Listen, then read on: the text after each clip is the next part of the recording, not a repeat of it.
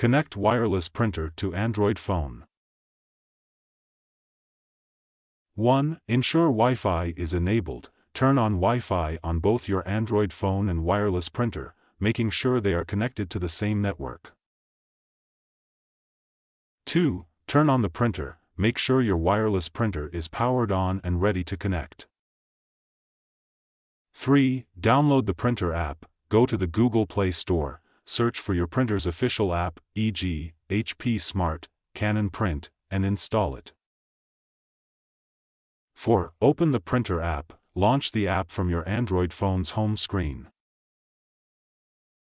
5. Enable printing on Android. Go to Settings, Connected Devices, Printing, and enable Default Print Service or select your printer's service if it appears. 6. Add the printer. In the printer app, tap on Add Printer or allow it to automatically detect your wireless printer on the network. 7. Select your printer. Once detected, select your printer from the list of available devices to establish the connection. 8. Confirm connection. Your phone will notify you that the printer is connected. You can also print a test page to ensure it's working.